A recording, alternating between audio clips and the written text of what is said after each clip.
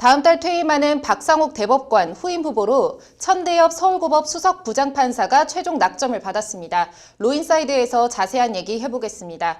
네, 왕성민 기자 나와 있습니다. 김명수 대법원장이 천대엽 서울고법 수석부장을 이제 대법관 후보로 어제 임명 제청했습니다. 일단 어떤 인물인지부터 살펴볼까요? 네, 이력을 보면 정통 법관 출신이다 이렇게 보시면 될 것 같습니다. 네. 1964년생인 천대엽 대법관 후보자는 부산 성도고와 서울대 법학과를 졸업했습니다. 1989년 제31회 사법시험에 합격하고 사법연수원 21기를 수료한 뒤 1995년 서울지법 동부지원 판사로 임용되며 법관의 길을 걷기 시작했습니다. 네. 이후 부산고법 판사, 서울지법 판사, 대법원 재판연구관, 대법원 양형위원회 상임위원, 서울고법 부장판사 등을 지내고 현재는 서울고법 수석부장판사로 재직하고 있습니다.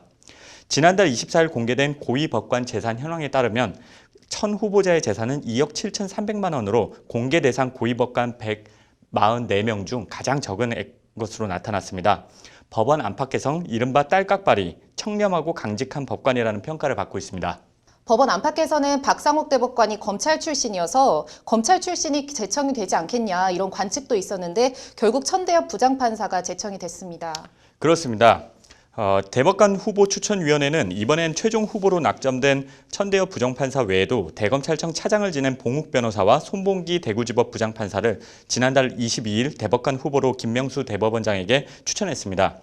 3명 중 유일하게 봉욱 변호사만 검찰 출신입니다. 다음 달 퇴임하는 박상옥 대법관도 검찰 출신이어서 봉 변호사가 대법관이 되지 않겠냐는 관측이 많았는데 결국 김명수 대법원장은 천대엽 수석부장을 최종 낙점했습니다. 네, 검찰 출신 대법관이 퇴임을 하면 검찰 출신을 추천한다 이런 말들도 나왔었는데 이제 이게 그동안의 관행 같은 거 아니었습니까? 그렇게 볼 수도 있고 아닐 수도 있습니다. 일단 연원을 돌이켜보면 대법관 구성 다양화 강화 차원에서 지난 1964년부터 검사 출신을 대법관으로 임명하는 관행 비슷한 게 생겼습니다. 네.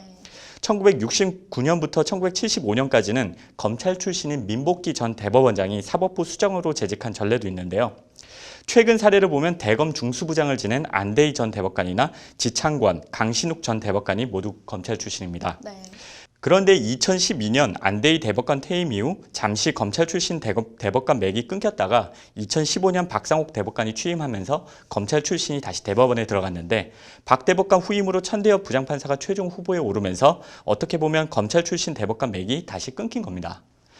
관련해서 법원 공무원 노조는 지난달 31일 특별한 기준 없이 검찰이라는 권력 집단의 이해관계를 반영하는 구태의연한 관행은 사라져야 한다며 봉욱 변호사의 대법관 지명을 공개적으로 반대하는 성명을 내기도 했습니다. 네. 그 앞서 천대연 대법관 후보자 경력을 잠깐 언급해드렸는데 법원 안팎에서의 평가가 좀 어떤가요? 일단 대법원 재판연구관을 2번이나 지낸 점이 눈에 띕니다. 대법원 재판연구관은 법리 해석 능력이 매우 뛰어난 법관들이 하는 요직입니다. 학계와 실무 종사자들이 두루 포함되어 있는 양형연구회를 창립하기도 했는데 열의와 능력 모두 있다는 평가를 받고 있습니다.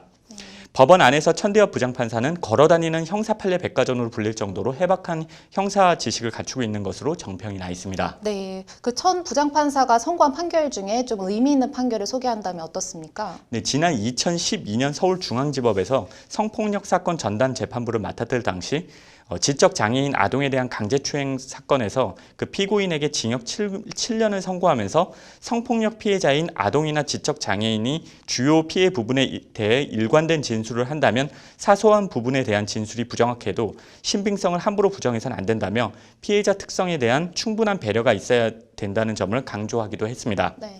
천 부장판사는 같은 해 성범죄 사건 심리에 관한 유의사항을 집필하기도 하고 2014년에는 성범죄 재판 실무 편람을 발간하는 등 성범죄 재판 개선에 많은 기여를 했습니다. 네. 이 밖에 정치인이 출판 기념회에서 이해관계자로부터 과도하게 찬조부금을 받을 경우 이를 뇌물로 본 판결이나 이명박 전 대통령 사저부지 매입과 관련해 편법으로 국고 지원을 한 행위에 대해 국고횡령죄 유죄를 선고한 판결 등이 주목을 받았습니다. 네, 흔히 보수냐 진보냐 이렇게 가르기도 하는데요. 이제 천대엽 부장판사가 대법관이 되면 이 김명수 대법원의 대법관 구성은 어떻게 되는 겁니까?